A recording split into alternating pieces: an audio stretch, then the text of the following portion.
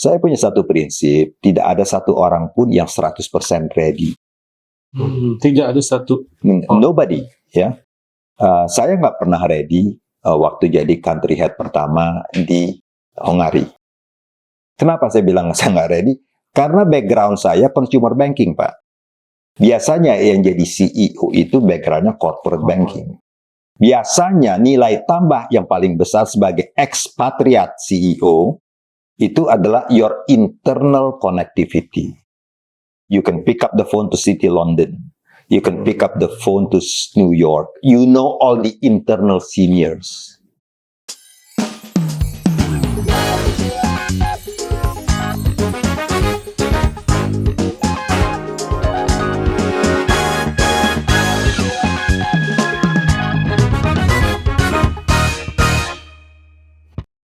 Halo pemirsa, selamat berjumpa kembali di podcast atau Senior Leaders Hidden Wisdom, sebuah podcast kolaborasi SWA dengan Dunamis Organization Services, di mana kita akan menggali kebijakan dan kebijaksanaan dari para pemimpin bisnis Indonesia.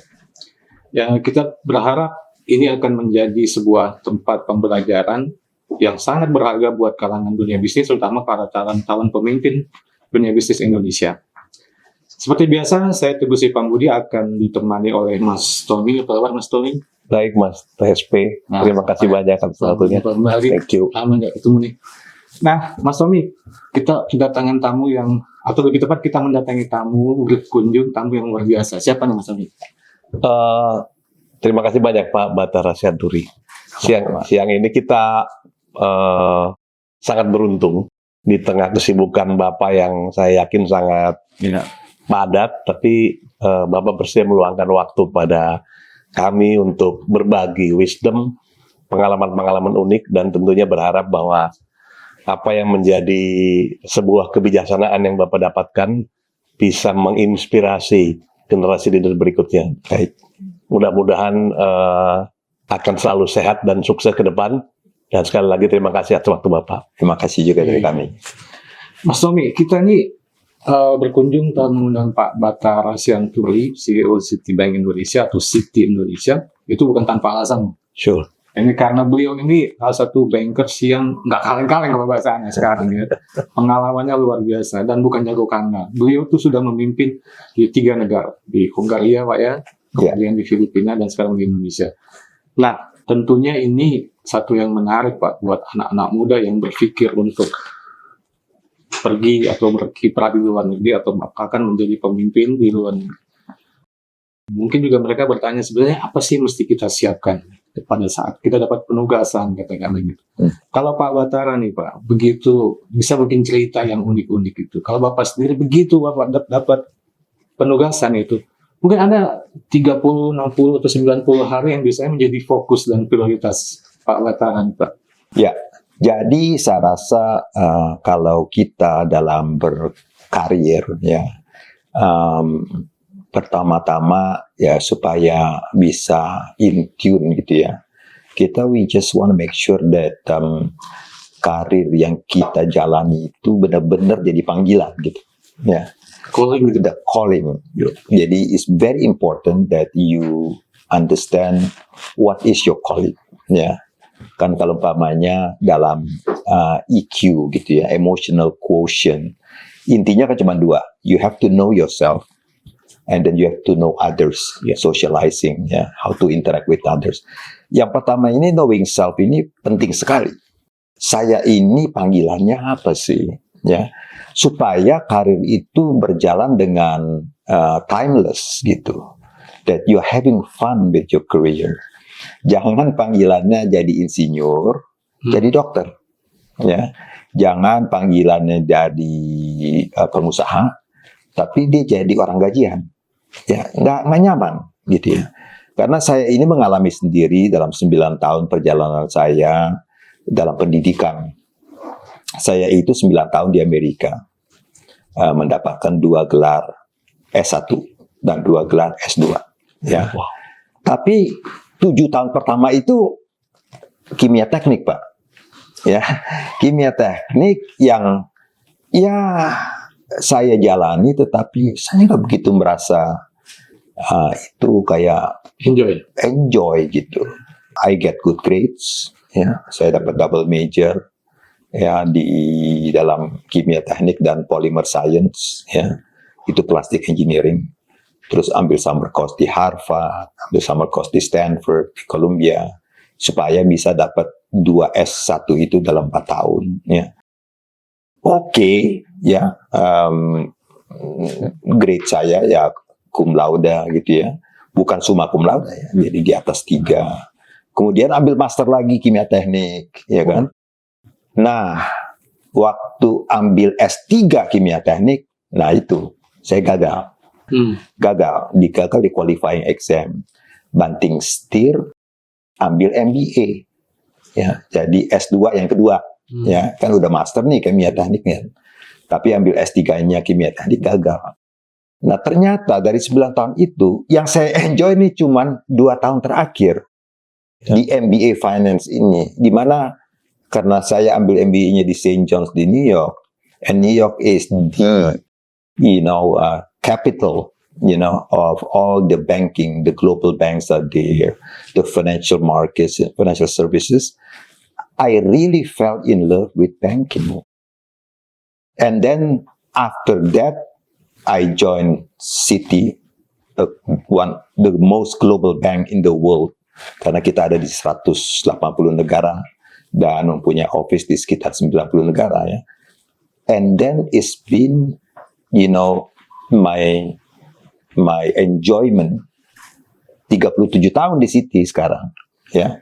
Jadi kalau kita panggilan kita itu pas 37 tahun itu ya berlalu begitu saja gitu.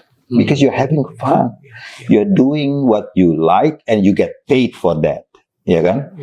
Apalagi ya, jadi umpamanya, jadi kalau dia passionnya adalah kedokteran, buat dia pergi ke hospital is an enjoyment. Dia terpanggil menjadi dokter gitu. Kalau saya disuruh ke rumah sakit, aduh, ya kalau bisa cepet-cepet ya, nggak tahan baunya atau suasananya. Tapi kan kalau orang itu panggilan dokter, dia itu enjoy. Jadi I think the first thing is you have to enjoy your calling and find out your calling. Ada orang yang cepat, dia udah tahu. Dari SMP, SMA dia udah tahu. Saya mesti masuk fakultas kedokteran. Saya mesti masuk fakultas hukum. Saya itu yang telat, gitu. Yang kadang-kadang we don't know, and then baru ketemunya itu later on, gitu. Jadi nggak apa-apa, ya. Kita diciptakan beragam-ragam gitu ya. Jadi ada yang langsung tahu panggilannya apa, ada yang searching. Searching. Saya termasuk yang searching. 9 tahun pendidikan, 7 tahun pertama kimia teknik, ternyata yang menentukan 2 tahun terakhirnya finance di MBA saya itu. And I enjoyed banking ever since gitu. Dan sudah 37 tahun Pak itu, Pak. 37 tahun di Citi, 12 tahun di luar negeri. Australia, di Filipina, di Eropa Timur, ya, dan kemudian dari sisanya itu ya dari 37 dikurangi 12, ya kan, 25 tahun di Indonesia, gitu, ya. So time flies, but time flies when you are having fun. Gitu. Nah, kalau lihat ke belakang Pak, selama 37 tahun, ada 12 tahun di luar, apa yang menarik dalam konteks sebagai seorang bankir dan seorang leader, Pak? Ya, saya rasa ini yang mungkin nggak semuanya terpanggil untuk itu ya. Tadi kita balik-balik ke callingnya. Saya lihat dari 37 tahun perjalanan hidup saya itu, tidak semuanya itu mempunyai keinginan untuk kerja di luar negeri. Ya, ada yang enggak, saya maunya di Indonesia saja, ya. Sehingga circumstancesnya dia untuk career development itu agak berbeda, ya. Tetapi kalau untuk orang seperti saya yang terbuka, mobile untuk pergi ke Asia seperti Filipina atau pergi ke Eropa Timur, bukan Eropa Barat nih, Eropa Timur di Budapest, dan saya di situ 8 tahun, bayangkan 8 tahun. Itu membuat perspektifnya berbeda, ya, karena adanya mobility ini, saya bisa promosinya cepat gitu, ya. Untuk sementara kalau umpamanya tetap tinggal di Indonesia mungkin lambat gitu karena terbatas kesempatannya ya. Job-job yang besar itu kan biasanya ada di the big countries, the more modern in Europe, di apakah itu Singapura, Hong Kong, London ya dan surroundingnya gitu. Sehingga yang saya bisa share adalah if you are mobile, you have the bigger opportunity ya, tetapi juga punya bigger risk gitu. Ya kan? Kan meninggalkan Indonesia, ya kan? You lose your network ya selama 12 tahun. Ya, 2 tahun di Australia, kemudian 8 tahun di Hungari, 2 tahun di Filipina, ya kan? Belum lagi bawa istri dan 3 anak, ya kan? Mereka itu cuma jadi orang Indonesia sebentar. Putri saya 14 tahun meninggalkan Indonesia sama-sama kita. Kemudian 2 putra saya 8 dan 7. Jadi mereka cuma merasakan jadi orang Indonesia tulen gitu ya.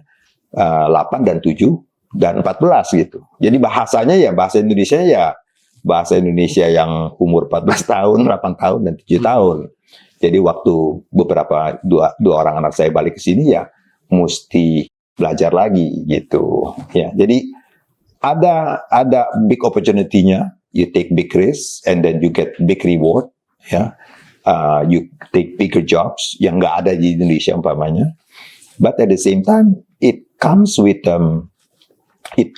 price. And so it's not only you, but your family must support you in that journey. Jadi mungkin aja saya senang di kerja karena umpamanya kan Citibank ya sama aja mau kerja di Citibank Budapest atau di Citibank Manila atau Citibank Sydney dari jam 9 sampai jam 5 sore, 6 sore kan di kantor. Kita enjoy. Tapi kan apakah family kita enjoy kan belum tentu gitu. Jadi it is a big decision gitu. But I respect everybody's choice. Everybody has a choice in life. Ada yang mobile, ada yang tidak mobile gitu. Ya, menarik ya, ada balance ya antara professional life sama family life. Kan both side mesti dijaga trust-nya ya. Ya, jadi ya antara professional life, I think you need to have the support of your family. Your family must share the same excitement. Ya anak-anak saya sih they are excited, they are educated in international schools. Ya, and then they enjoy Europe 8 tahun. Ya, bisa jalan-jalan ke Vienna, ya bisa jalan-jalan ke mana-mana aja ya di sana. Di Filipina juga they enjoy the culture, ya kan. But at the same time juga ya I have to focus on my professional life gitu. And if both personal and private life are balanced and happy, that is a win-win solution. Gitu. Iya. Pak Dokter, ini kan menarik ya. Eropa Timur gitu bayangannya bekas komunisme gitu kan. Iya. Terus kemudian ke Filipina dan Australia untuk kutub yang sangat di sebelahnya.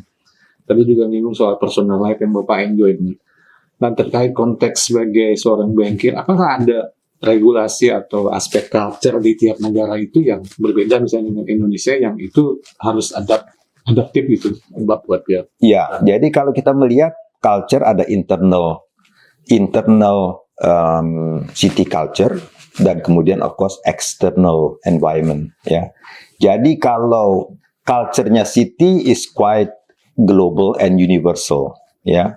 Jadi kalau kita kerja di city Singapura, city Indonesia, city Sydney, di dalam city-nya itu udah city culture ya. Sama umpamanya dia itu kerja di Exxon Mobil atau di Procter Gamble atau di Coca-Cola. Internal dari company culture-nya is the same. Tempatnya aja negaranya berbeda ya. Jadi kalau buat kita yang sudah lama bekerja di ekosistemnya Citi udah ngerti lah how this company works as a global bank di 90 negara, beroperasi di 180 negara. Nah, di external environment-nya berbeda gitu ya. Jadi waktu saya menjadi CEO di City Hungary di Budapest ya.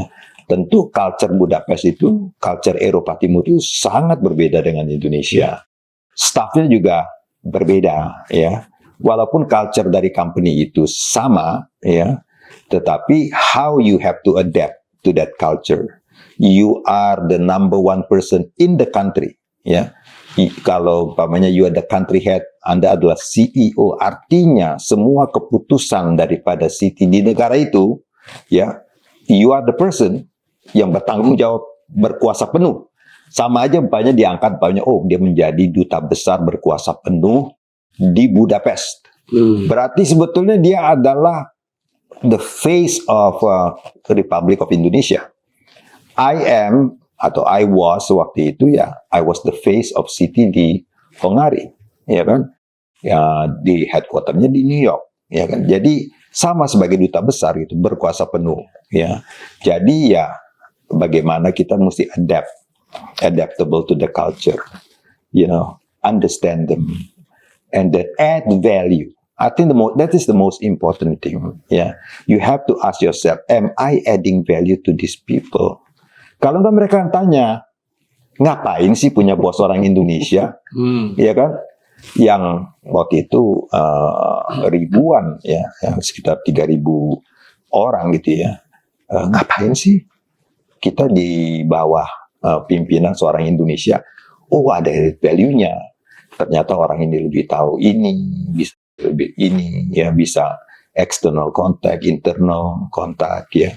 Jadi saya rasa itu yang nilai tambah yang mereka perlukan. Karena saya sudah mengalami menjadi CEO di negara orang dan menjadi CEO di negara sendiri, ya kan? Kalau saya udah 2 kali CEO sebagai expat, CEO di Hungary dan CEO di Filipina, ya. Ada plus dan minusnya. Biasanya nilai tambah yang paling besar sebagai ekspatriat CEO itu adalah your internal connectivity. You can pick up the phone to City London. You can pick up the phone to New York. You know all the internal seniors. Ya, that is your nilai tambah. Wah, keren ini bos ini, ya kan? Dia itu punya very connected internally. Apakah saya connected internally dengan society dari Budapest? Ya terbatas, Pak. Ya kan? Namanya juga ekspatriat, ya kan? Terbatas, ya. Apa juga? Apakah saya bisa penetrate di high society di Philippines, the business society, di non-business society? Terbatas, karena Anda seorang ekspatriat CEO, ya. Tetapi kalau di sini, ya, jadi karena dia CEO di negara sendiri, ya, expectation-nya berbeda, ya kan? Ini kan negara sendiri, artinya mestinya Anda di-expect untuk internally juga canggih, externally juga very connected. Berarti Pak lebih berat jadi CEO di negara sendiri dong? Yes, untuk global companies, ya. The expectation is high, gitu ya. Kalau umpamanya our seniors come to Indonesia, they expect that you are already known in this market. You can pick up the phone to the senior official. You know every single CEO di sini. You know the business community. Ya, jadi expectation-nya berbeda, gitu. Jadi saya udah ngalamin sekali bahwa kalau jadi CEO ekspatriat itu beda dengan CEO lokal, gitu. Jadi kalau saya punya teman-teman nih di sini di Jakarta sekarang, dia seorang ekspatriat tapi dia CEO, saya mengerti, ya, saya mengerti keterbatasannya dia untuk di society Indonesia, apalagi kadang-kadang meetingnya bahasa Indonesia, ya kan? Saya mengerti, tetapi jangan dianggap remeh, karena mungkin saja dia sangat well connected internally dengan his Singapore office, Hong Kong office, London office, ya. So he gets things done karena karena internal connectivity itu juga is something very very important. Saya cuma ngomong dari perspektif multinasional, Pak, ya. Karena kan that is the only thing that my experience 37 tahun. Ya, jadi kan kita itu kan yang namanya professional life itu ekosistemnya banyak, Pak. Ada ekosistemnya bisnis lokal, ada ekosistem bisnis multinasional, ada ekosistemnya BUMN, ya. Itu lain-lain lagi. Ya. Jadi sebelum Mas Tommy nanya, saya tertarik begini nggak? Apa namanya? Kan ada internal culture city gitu. Tapi pengalaman Bapak gimana tuh memunculkan trust? Tadi Bapak nyinggung bahwa saya harus bisa menambah value gitu ya. Tapi bagaimana memunculkan trust? Apakah itu sebuah isu Pak di negara yang Bapak?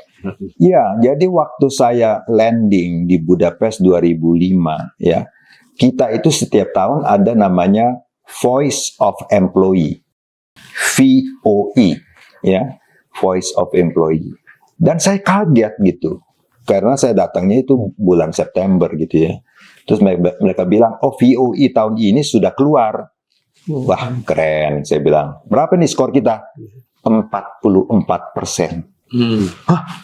Tingkat kepuasan 44%. Kalau di Asia, apalagi City Indonesia gitu ya, biasanya di atas 90%, Pak.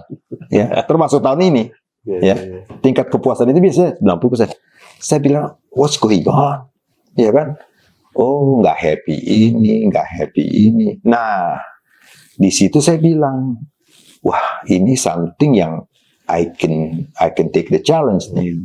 Ya, jadi itu dari 40 saya ingat naik ke ya 61, 77. Waktu saya tinggalin ya low 80s lah, 81, 82. Nggak pernah 90, nggak pernah. Ya. But that is something yang maksudnya internally itu, are we happy? Are the employees happy? Kan nggak bisa bohong itu. Measurement itu kan tiap tahun. Kita kan perlu, kalau satisfaction daripada shareholder kan profit. Iya kan? Satisfaction daripada clients, kita selalu ada client survey. Anda puas nggak? Ya kan? Kemudian yang terakhir, satisfaction daripada employee. Itu 3 satisfaction itu ya, or the 3 important stakeholders. Shareholder, client, and also employee. Menarik Pak. Tapi kita mesti break dulu nih Pak. Baik. Pemirsa jangan kemana-mana karena ada yang lewat setelah ini. Nanti kita kembali lagi. Di era di mana teknologi informasi dan komunikasi berkembang pesat, transformasi digital memaksa kita memahami alur informasi yang tersebar cepat melalui jaringan internet. Membaca berita melalui gawai pribadi kini menjadi rutinitas harian bagi banyak orang. Selain memperoleh informasi terbaru, membaca berita juga menambah wawasan dan melindungi kita dari hoax. Menyadari pentingnya informasi yang akurat dan inspiratif, sua.co.id hadir menyajikan kabar bisnis dan ekonomi terkini. Sua.co.id adalah portal bisnis yang menyediakan berbagai informasi terkait pemasaran bisnis, manajemen, CSR, aksi korporasi, tata kelola perusahaan, profil bisnis pengusaha dan profesional, investasi pribadi, teknologi informasi, wawancara eksklusif dengan CEO, serta data penelitian.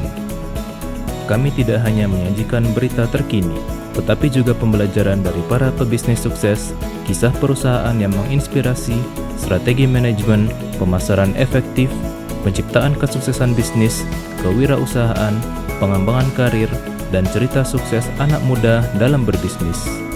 Sua.co.id hadir di berbagai platform. Anda dapat mengunduh aplikasi kami di Google Play Store dan mengikuti kami di media sosial @swa_media_inc seperti Instagram, LinkedIn, X, dan Facebook. Saatnya menginspirasi orang lain dengan kesuksesan bisnis Anda melalui platform kami. Kunjungi sua.co.id dan temukan informasi bisnis yang inspiratif setiap harinya. Pemirsa, kita kembali. Diskusi terakhir sangat menarik. During your time di Hongaria, itu skor dari tingkat kepuasan employee itu meningkat. Boleh share deh sama kita nih, what have you done at that time sehingga respon dari karyawan itu membaik, bahkan menuju ke angka yang luar biasa tinggi dari 44 sampai 80 something, kan itu sebuah, it's like profit bisa double gitu. Boleh share sama kita nggak, what is the group? Ya, jadi saya rasa kepuasan itu tidak selalu kepuasan yang materi gitu ya. Karena materi sebetulnya ya sudah ada prosesnya sendiri ya. Kenaikan gaji, ya kemudian mendapatkan insentif seperti bonus akhir tahun gitu ya. That is important, but it will not solve the whole thing, ya. So, jadi kita harus kita bikin, saya nggak suka bilang gitu, task force, jadi working group lah. Oke. Kita bilang karena kan kalau di City itu bakunya namanya VOE, Voice of Employee. Jadi kita bikin VOE Champions, gitu. Jadi umpamanya ada 10 divisi marketing, divisi finance, divisi risk, divisi operations, divisi itu. Kita bikin 10 champions, ya. Jangan orang yang serius, yang penggembira, ya. Nanti di situ baru dibikin root cause analysis. Kan yang namanya waktu skornya 44 itu kan udah blended. Iya. Artinya operation skornya 33. Ada yang sedikit happy orang marketing, yang mungkin karena makan dulu sama-sama klien, ya dia 60, ya kan? Tapi kan average-nya 44. Betul. Nah, jadi kita bikin umpamanya, saya ingat banyak 10 sampai 15 divisi lah itu ya. Namanya VOE Champions. Nah, dia itu akan bikin dia ya secara informal ya. Deep dive untuk root cause-nya apa. Oke. Dan mereka bikin program gitu. Di operation umpamanya tempat tidak nyaman. Ya kan? WC kurang bersih gitu ya. Umpamanya ya. Kalau overtime kelamaan. Walaupun dibayar overtime-nya, tapi kan kalau terus-terusan kan itu uniquely operation. Ya kan? Teknologi nggak pernah perhatiin. Ya kan, kita cuma telepon orang teknologi kalau ada problem. Iya. Kalau umpamanya produk launch gitu ya, kita luncurkan kartu kredit. Itu kan sebetulnya kan orang teknologi kan yang bikin onin. Kagak pernah diundang. Ya kan, ya diundang orang marketing, orang sales, ya kan. Waktu grand launching gitu. Ya padahal kan orang teknologi yang lakukan. Jadi kayak anak tiri, Pak. Ya kan, atau orang operation. Kalau tiba-tiba program kartu kredit peluncuran itu sukses, langsung 10.000 kartu yang emboss kan orang operation, yang ngeprint, ya kan, yang kirim mailingnya ke mailing room, nggak pernah diperhatiin, ya, jadi second class citizen. So all these VOE champions, they will have their own custom made, ya. Dan kita bilang okay, budget is not unlimited, but yang penting aja, ini benar-benar nggak. Kalau Anda punya ada punya 10 program di operations, atau 5 program di teknologi, atau 15 program di marketing department, ini benar nih, 15 ini akan bisa mendongkrak. Benar-benar we said, this should be impactful. Jangan cuman untuk doing program for the sake of program. Jadi mereka own the target gitu, ya. Mereka mau ini yang parah nih, 33% nih. Kalau bisa minimum 50, ya kita realistik dong. Dan 33 nggak mungkin ke 80, ya kan? Ya, jadi itu. Jadi it takes time, ya, 44 ke 62 ke 70 sekian baru ya inching towards 80, ya kan? So I think that's the step by step. Empower your people, ya, trust them, and then give them vision bahwa it can be done. Masa iya. Indonesia sekian, Filipina sekian. Nggak percaya, telepon tuh. Ya, regional office di Asia Pasifik minta skor, kan boleh. Ya kan? Bahwa bener nih, Indonesia tingkat kepuasannya 90%. Ya kan? Akhirnya bilang, iya nih, si our chief ini, dia nggak mengada-ngada gitu. That is reality. Yes, the culture may be different. Culture Asia mungkin dengan Eropa Timur different, tapi saya rasa benang merahnya sama. If you are happy gitu, ya kan? Jadi happiness is quite universal, ya kan? And itu yang saya sebut, orang ini nilai tambahnya apa sih, ya kan? Apa? What can he do, ya kan? This is hungry gitu. Do something sehingga mereka bilang, iya ya. Ya, dia memberikan nilai tambah. What can you bring to the table? What can you give to the company? Gitu. Itu makanya you give value addition. Itu sangat penting sekali saya rasa. Pak, tadi Bapak nyinggung bahwa culture itu pasti berbeda tiap countries gitu. Betul. Tapi buat saya menariknya adalah pasti ada yang permanen dalam diri Bapak, prinsip dalam leadership principle gitu. Ini gimana managing 3 negara yang berbeda dari pengalaman Bapak ini? Apa sih prinsip-prinsip kepemimpinan yang Bapak pegang banget? Itu betul sekali ya, karena prinsip itu, principles are timeless. Ya. Ya. Jadi itu kalau principles itu berlaku 10 tahun yang lalu, ya berlaku juga sekarang, berlaku juga di sini. Because they are timeless. Ya, yang pertama, I think you really have to have integrity. You know, jadi integrity, you have to have ethical standard. Because ribuan orang is watching you, is watching you. You have to walk the talk, ya kan? Jangan cuma omong doang nih. Do you really do what you preach? Ya. So it's very important. Jadi yang pertama itu ya saya rasa integritas. Ya, apalagi sebagai bankir, integritas itu sangat-sangat dijunjung lah ya. Sehingga yang namanya tentang integritas atau etis gitu ya. Ada pepatah mengatakan ethics is what you do when nobody is watching. Ya.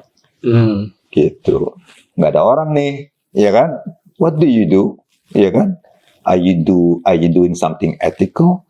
Dan yang lebih complicatednya, in the age of social media, there is very little separation. There is very little line of demarcation between professional life and private life. Gak bisa lagi kita bilang, ini kan my professional life dari jam 9 sampai jam 5. Di atas itu, di atas jam 5, saya bisa bebas dong. It's my private life. No. People cannot differentiate you anymore in your social media, in your statement between, is this Batara the public person or Batara the private person? It is all blended, ya. Apalagi ya di dunia yang sekarang social media, ya kan? Di dunia digital, di dunia AI. Ini yang pertama, integritas very very important. Yang kedua yang saya bilang adalah everything great in life takes time. Proses. Takes process, takes time, ya kan? There is no shortcut. Jadi be ready for a marathon and not a sprint. Mesti punya napas panjang, ya kan? Anda bayangkan ya, kalau umpamanya untuk jadi pilot harus umpamanya jam terbang 5.000, ya kan? Masih uji ada 5.000 baru lulus jadi pilot umpamanya, ya. Terus Anda masuk pesawat, dia bilang, kok pilotnya kamu udah tuh? Ya Pak, dia baru 500 jam terbang, ya, tapi keren orangnya. Wah, saya turun pasti. Mana mau saya, ya kan, naik pesawat yang pilotnya itu cuman, ya kan, atau kita pergi ke dokter gitu ya, dokter keren nih, ya kan, lulusan mana? Ya, dia baru 2 tahun dapat dokter dari universitas mana nih, ya kan, benar nggak? Everything great takes time, ya kan? Ya, kalau umpamanya kita seorang wanita mau melahirkan, nggak bisa dibilang tolong cepetan 7 bulan. It takes 9 months to deliver a baby, ya kan? Jadi atau kalau kita balik ke professional life, nggak mungkin seorang baru lulus terus bilang gini, Pak Batara, saya kalau bisa managing director dalam 3 tahun ya. Ntar dulu dong. Ya kan? Pertama-tama kamu jadi manajemen trainee, lulus jadi asisten manager, baru jadi manager, baru jadi asisten vice president, baru jadi vice president, senior vice president, director, baru managing director. Ada 8. Gak mungkin dari sini ke sini. Ada proses gitu, harus mumpuni, ya kan? Kan gak mungkin ya seseorang baru masuk untuk umpamanya untuk menjadi TNI gitu ya, langsung mau jadi jenderal. Ada proses jadi jenderal, ya jadi jenderal bintang 1, 2, 3, 4. Jadi everything great in life takes time. Sabar, harus punya napas panjang gitu. nafas panjang. Jadi saya rasa ya itu penting. Dan yang ketiga ya banyak bersyukur, ya kan? Karena banyak orang yang lebih susah dari kita, gitu ya kan? Jadi kalau umpamanya nih ya, saya belum dapat vice president. Ya tapi kan kamu asisten vice president, ya kan? Yang lain masih asisten manager loh, ya kan? You should be thankful that you are an assistant vice president, AVP. Jadi untuk supaya dia agak senang, saya bilang AVP itu tahu nggak? Assistant vice president? Bukan, almost vice president, ya kan? Close. Ya bersyukur, ya kan? Jadi kadang-kadang teman-teman gini, saya mau loncat gitu, ya kan? Karena saya belum dapat senior vice president. Tapi kan kamu sudah vice president. Sabar, waktumu akan ada, gitu ya. It's not that so enjoy your vice president. Jangan baru vice president udah pikirin kapan saya SVP. Nanti dia baru promote, seminggu dia happy. Ya kan? Terus mulai gelatai. Kapan saya director? Ya nggak pernah puas. Treadmill ya. Iya, jadi be thankful a lot. Jadi banyak bersyukur gitu ya. Banyak bersyukur. Jadi saya rasa umpamanya dia dapat, aduh kok saya year end-nya cuma naik 10%. Wah, yang lain juga bisa ada yang cuma dapat 2% loh. Iya kan? 10% tuh udah 2 kali pertumbuhan ekonomi Indonesia. Iya kan? Inflasi aja cuma 2,5%. Iya kan? Jadi istilahnya those 3 things ya, saya rasa you have to have integrity. Ya, and then everything great in life takes time. Ya kan? Kemudian banyak bersyukur. Grateful. Kalau banyak bersyukur kita jadi mudah. Karena kita happy. Internally we are so grateful. Ya kan? Sehingga nggak merenggut-renggut gitu.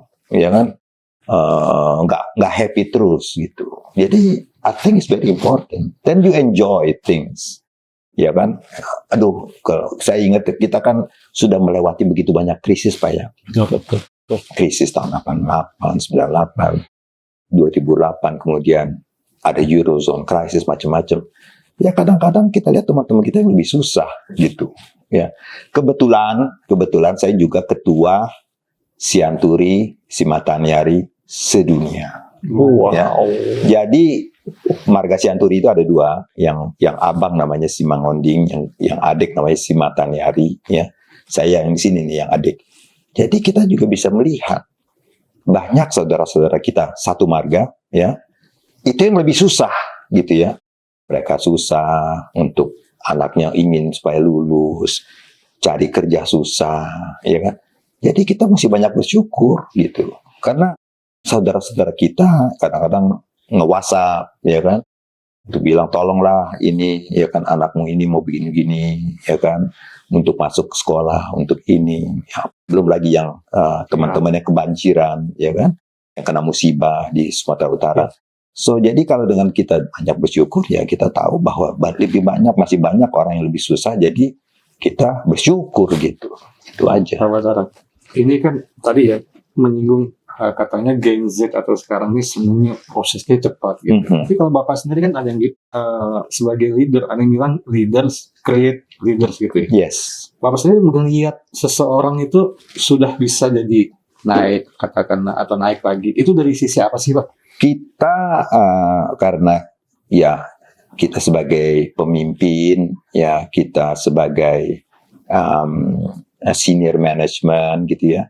Ya kita karena kita sudah melihat banyak sekali pertumbuhan ya daripada teman-teman, kita lihat karirnya, wah luar biasa ini orang ya, kita kasih kesempatan ya.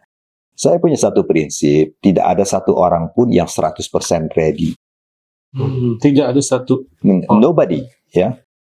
Saya nggak pernah ready waktu jadi country head pertama di Hungary. Kenapa saya bilang saya nggak ready? Karena background saya consumer banking, Pak. Biasanya yang jadi CEO itu backgroundnya corporate banking, ya kan?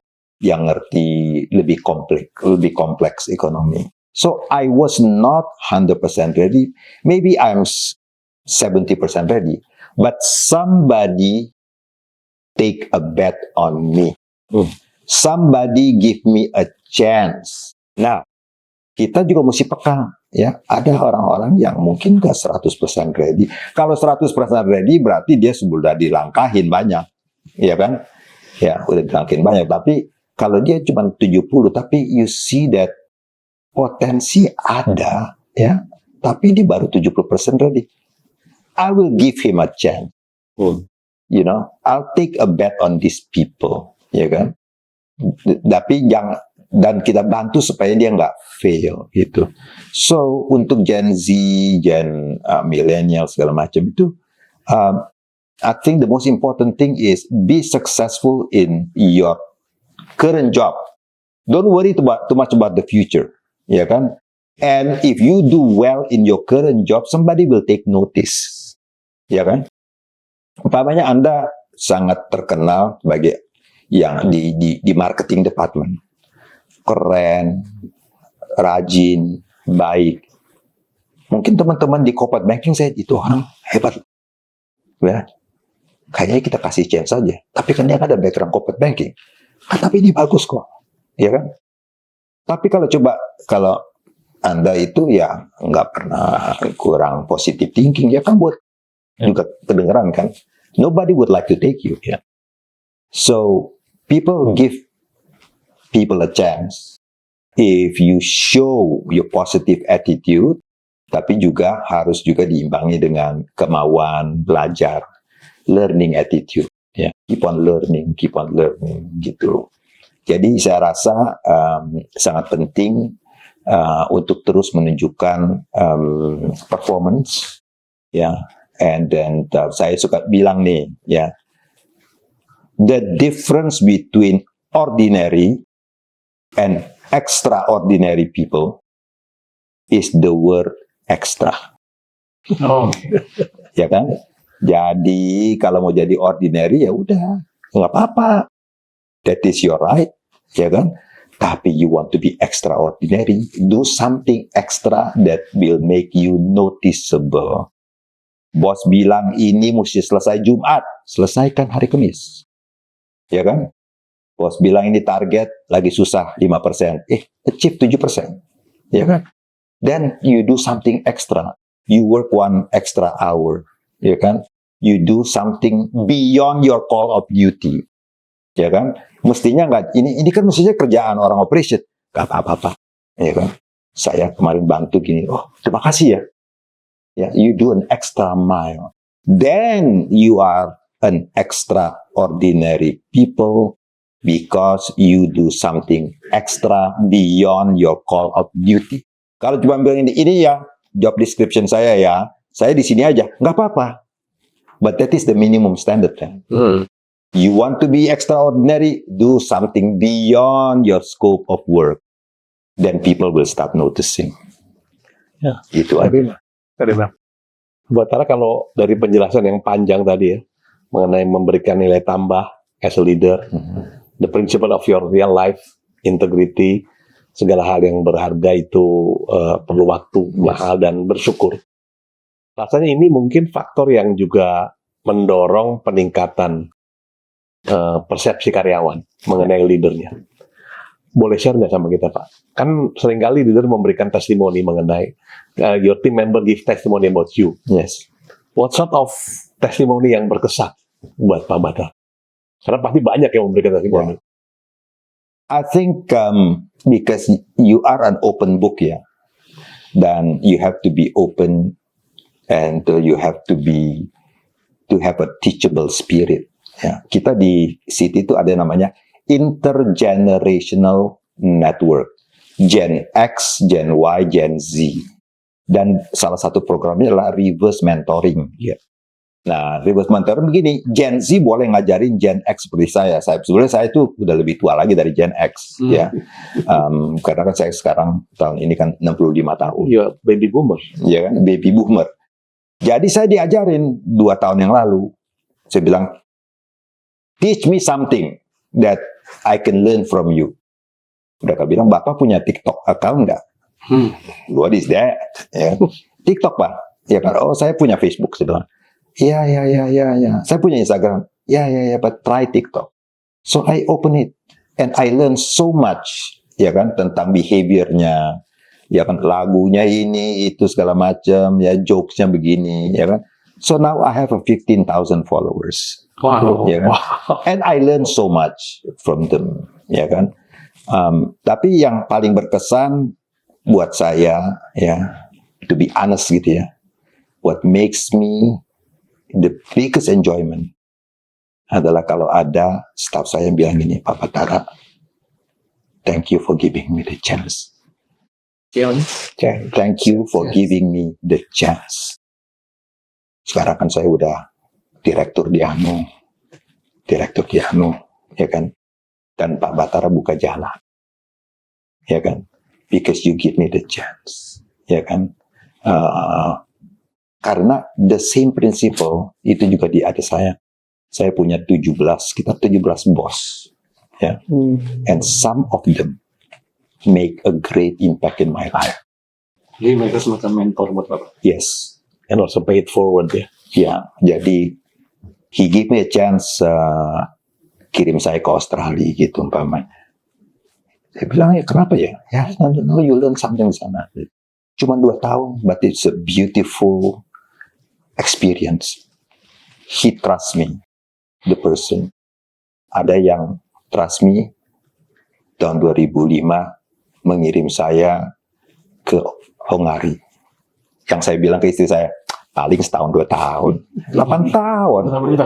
But somebody gave me the chance and make a difference in my career.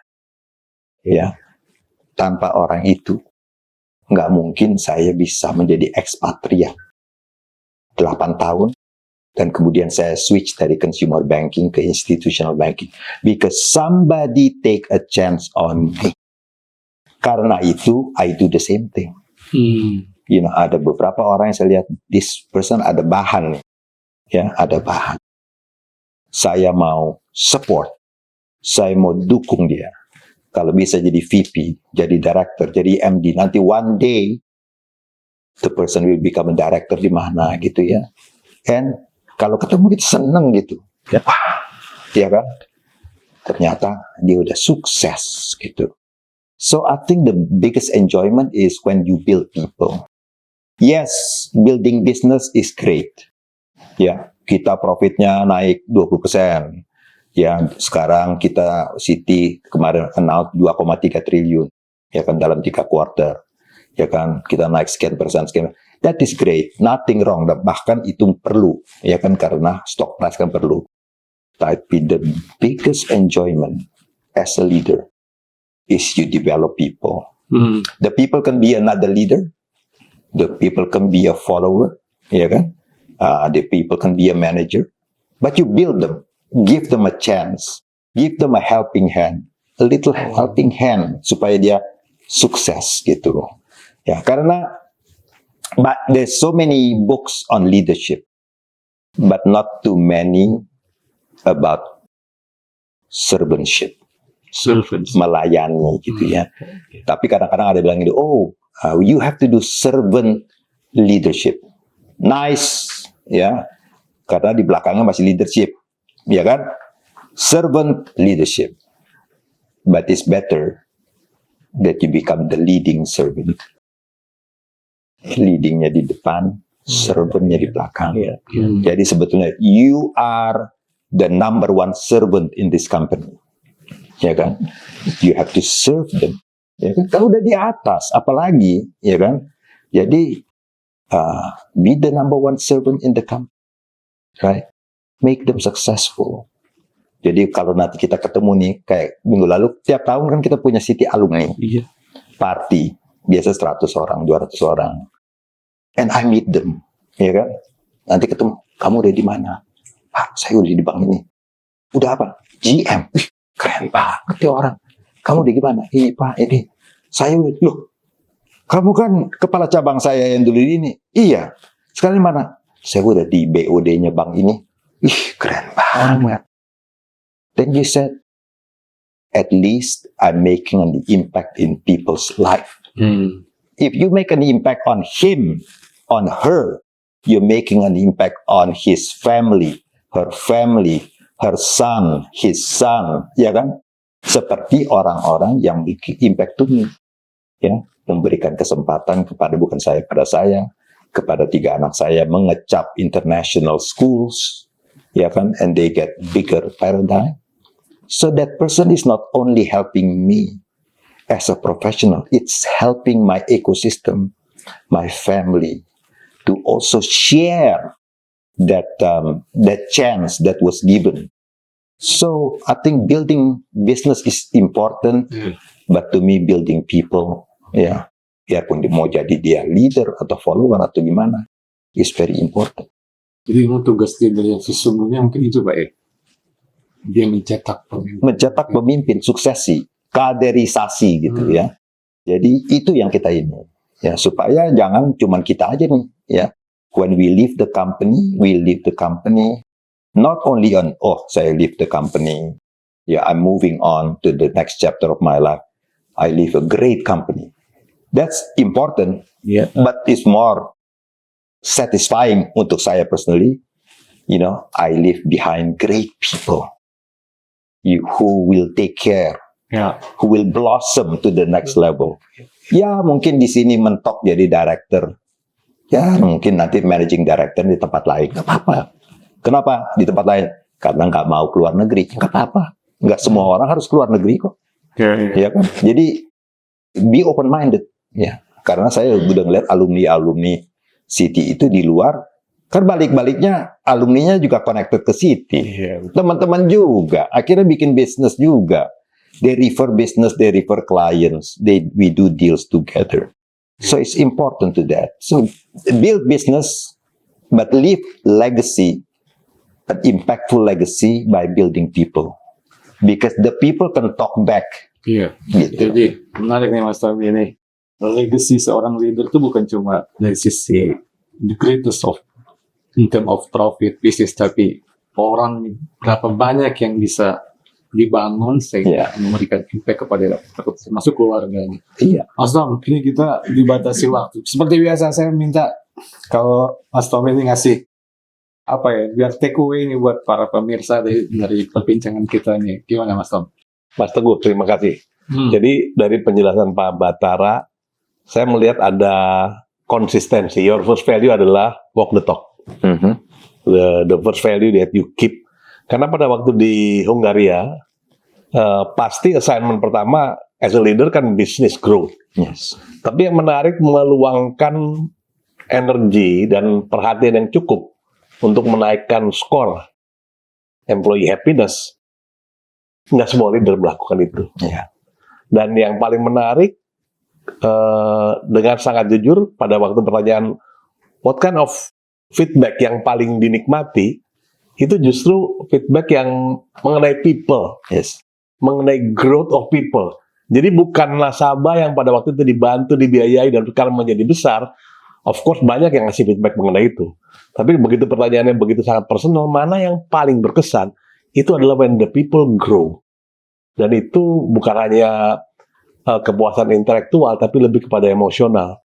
Dan saya akan kaitkan mungkin dengan your third value yang mengatakan bersyukur. When you contribute to people, itu adalah mungkin one of the emotional and spiritual achievement yang bisa dicapai oleh seorang leader. Iya, betul. You want to share something about that movement? Karena pengalaman hidupan Pak Batara itu kan menarik sekali ya. Kimia teknik, I believe is one of the most complicated topik ya. After so many years shifting ke perbankan, tapi abis itu perbankan dikenal dengan keuangan, tapi dengan hampir 40 tahun karir, at the end of the day melihat bahwa people is the highest achievement when we can build up. Betul. Jadi kita ujung-ujungnya your legacy will be judged, of course, by your business, but this also will be judged by how many people you develop. Yeah, because leader itu produce leaders, produce followers, dan juga produce pokoknya successors. Jadi apakah itu dia producing leaders, producing successors, producing followers, you produce leaders. Dan sebagai pemimpin, saya rasa our legacy will be judged by how many people that you produce, yeah, and then to give you enjoyment, yeah, that you give them a chance. You give them a chance to be a successful person, yeah. Karena seperti saya katakan, when you produce a big business, grow the business actually cannot give testimony to you, ya. Tapi kalau you produce leaders, mereka punya cerita, gitu, ya kan? Bahwa dulu kita begini, gitu ya. Jadi that is the excitement, ya, of a leader. Seorang pemimpin itu harus menciptakan kaderisasi dan harus take the joy, take the satisfaction, gitu ya, of producing people, and I think that will leave a better lasting legacy about you. Kalau legacy itu kan, when people talk about you, what will they say about you? Ya kan? Jadi itu yang saya rasa penting sekali, ya, as a leader. Never forget, behind every successful business there are people. There is no Citibank without Citibankers, ya kan? Jadi kalau dibilang the city never sleeps, but of course the Citibankers sleep because we need to be fit, we need to be fresh, ya kan? Jadi you can have the best strategy, the best initiative. Kalau nggak ada orang yang melakukannya, you need the people to execute. So be close to your team, stay close to them, get to know them, and be empathetic, gitu ya, empathy pada mereka, listen more than talking, gitu ya, and then empower them and let them go, ya, maksudnya go and execute. Karena nggak mungkin satu orang dia kerjain semuanya, gitu. Namanya juga kesebelasan, ya kan, bola jangan digiring terus sendiri dong, ya kan. So I think that is the biggest satisfaction, yeah, that as a leader, yeah, you are also a servant. You can be a servant leader, but I think it's better to be a leading servant. Yeah. Terima kasih banyak nih Pak Watara. Tapi mungkin Bapak ada spesifik closing statement buat para pemirsa podcast ini, terutama untuk calon-calon pemimpin nih Pak, dan mungkin juga buat Gen Z yang tadi Bapak nyinggung, nggak usah bingung, tapi Anda terus berprestasi di tempat Anda sekarang. Silakan Pak. Baik, saya rasa nggak banyak tips yang perlu saya tekankan. Yang pertama-tama ya, know yourself. It's very important that you know yourself. Ya, saya ini siapa dan panggilan saya ini apa, gitu ya. Jadi karena kalau kita tahu panggilannya sebagai bankir, panggilannya sebagai dokter, then your career path will be more enjoyable karena you are doing your calling. Dan jangan salah, calling itu bisa berubah-ubah, gitu ya, dalam fase-fase kehidupan. So know yourself because it's very important. Before you know others, you have to really know yourself. Are you an introvert? Are you an extrovert? What is your style? What is your personality? Ya. Dan yang kedua, once you know your calling, ya, do your best. Ya, stretch yourself. Be an extraordinary person. Meaning, you do extra things. As I said, the difference between ordinary and extraordinary is the word extra. Ya. Do something beyond your call of duty. Yeah. Once you do that, be thankful, be grateful, because that will give you an inner enjoyment. Yeah. Bahwa in everything, kalau bisnis lagi up, bisnis lagi down, just be thankful. Yeah. And then dengan the holistic approach itu, yeah, you have done your best. You are now an extraordinary person, tapi masih ada challenges, ya, and you are thankful all the time. That will give you a balance in your perspective of life, ya. Sehingga between your professional life, your personal life, everything will be holistic and balanced. Terima kasih Pak Batara, insightful conversation-nya masih banyak juga nih Mas Thank you very Tommy much. Sama-sama, Mas Bro. mendampingi. Pemirsa, demikian perbincangan kami dengan Pak Batara Sianturi. Saya dengan Mas Tommy mengucapkan terima kasih dan jangan lupa like, comment, subscribe podcast ini agar kita semakin berkembang dari waktu ke waktu, dan terus nantikan perbincangan kami dengan para business leader di edisi-edisi berikutnya. Salam.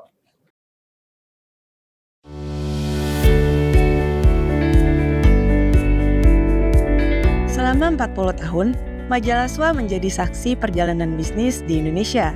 SWA hadir menyaksikan lahirnya para pengusaha baru, perjuangan para pemimpin perusahaan, hingga perjalanan para profesional terbaik. Setiap kisah sukses yang SWA sajikan adalah refleksi dan inspirasi untuk pertumbuhan bisnis yang lebih kokoh, inovatif, dan berkelanjutan.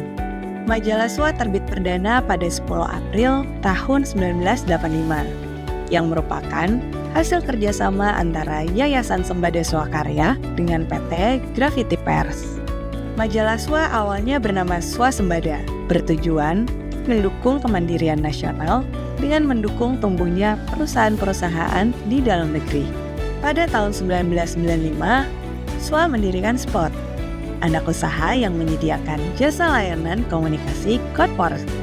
Layanan yang disediakan antara lain membantu penerbitan corporate in-house journal, anniversary books, corporate brochure, annual reports, dan corporate peripherals. Pada tahun 2000, Spot merambah bisnis pelatihan Inggria dan penerbitan buku, yang merupakan cikal bakal dari SWA Publishing. Pada tahun 1998, SWA mendirikan SWA Network. SWA Network adalah anak usaha yang menyediakan layanan corporate event, dan belakangan fokus menyelenggarakan event-event majalah SWA. Pada tahun 2001, SWA mendirikan Business Digest, yang merupakan unit bisnis yang bergerak di bidang survei bisnis. Business Digest melakukan berbagai survei untuk memenuhi kebutuhan dunia bisnis, juga membantu mereka menghasilkan solusi bisnis terbaik. Saat ini Business Digest juga banyak melakukan omnibus survey untuk menghasilkan best practices dan indikator di bidang marketing, manajemen, dan komunikasi korporat. Di tahun 2003, SWA Sembada melakukan rebranding dengan mengganti logo dan menghilangkan kata Sembada pada namanya, serta menambahkan tagline "Di mana bisnis bergerak" yang mencerminkan positioning sebagai media yang hadir bersama denyut dan aktivitas bisnis di Indonesia. Sebagai media yang bertekad memberikan solusi dalam pengelolaan bisnis, memasuki milenium 2000, SWA banyak melakukan survei-survei, assessment, dan pemeringkatan untuk memvalidasi pengelolaan perusahaan-perusahaan di Indonesia, dan tentunya agar mendapatkan best practices yang bisa dijadikan benchmark dan sumber inspirasi kalangan bisnis. Beberapa topik survei dan asesmen tahunan yang diselenggarakan oleh SWA dan telah berlangsung lebih dari 10 tahun adalah Indonesia Most Trusted Company, bekerjasama dengan Indonesia Institute for Corporate Governance, Indonesia Best Print Award, bekerjasama dengan Mars Digital, Indonesia HR Excellence, bekerjasama dengan LMFEB UI, SWA 100, bekerjasama dengan Sun Value Management, Indonesia Original Brand, dan Indonesia Green Sustainable Company. Selain diangkat sebagai sajian utama, hasil riset dan asesmen tersebut juga diangkat ke dalam conference and awarding, yang tentunya dikelola unit bisnis SWA, yaitu SWA Network. Pada tahun 2004, SWA menerbitkan majalah yang fokus membahas marketing dan komunikasi, yaitu majalah Mix Markom. Dalam perjalanannya, Mix Markom menyelenggarakan berbagai rekognisi dan anugerah untuk mensupport para profesional komunikasi dan marketing Indonesia, yang bertujuan untuk menciptakan program-program bermutu yang tentunya bisa dijadikan sebagai best practices di Indonesia, seperti Public Relation of the Year, Brand Communication Excellence, Markom and Corkom Dream Team, Product of the Year, dan Corporate Sustainability Initiative. Pada tahun 2005, SWA mengembangkan portal berita bisnis swa.co.id dan juga meluncurkan portal berita mix.co.id di tahun 2011 sebagai channel extension majalah Mix Markom. Seiring dengan perkembangan media sosial, kanal majalah SWA dan majalah Mix Markom pun diperluas dengan menghadirkan @SWA-Media Inc. dan @majalah_Mix Markom di platform Instagram, Facebook, YouTube, TikTok, dan LinkedIn. Pada tahun 2006, SWA melahirkan divisi penerbitan buku SWA Publishing. yang mencetak buku-buku bermutu di bidang bisnis. Buku terbitan perdananya adalah Best CEO. Pada tahun 2010, pengelolaan SWA tidak lagi di bawah Yayasan Sembada Swakarya, tetapi di bawah PT SWA Media Bisnis. Pada tahun 2024, SWA meluncurkan podcast Biskom yang bekerja sama dengan LSPR Institute of Communication and Business serta podcast dari redaksi SWA. Podcast tersebut juga merupakan kanal ekstensi dari konten-konten di majalah maupun portal swa.co.id dan mix.co.id. Di tengah tantangan perkembangan teknologi digital yang mendisrupsi industri media, atas perkenan Tuhan Yang Maha Kuasa, SWA Media Group masih bisa hadir mendukung dunia bisnis Indonesia. Terima kasih yang tulus kami ucapkan kepada para partner yang telah berkenan mendukung kami hingga saat ini. Di tengah tantangan disrupsi digital, dukungan para partner menjadi sangat berarti bagi kami. Semoga kita bisa berjuang bersama menghadapi tantangan perubahan zaman di masa mendatang. Kami yakin kebersamaan dan semangat kolaborasi adalah kunci untuk menciptakan jejak perubahan yang lebih besar dan bermakna. Dengan tangan yang saling menggenggam, kita tidak hanya membangun hari ini, tetapi juga menapaki masa depan yang lebih gemilang serta penuh makna bagi dunia usaha dan masyarakat luas.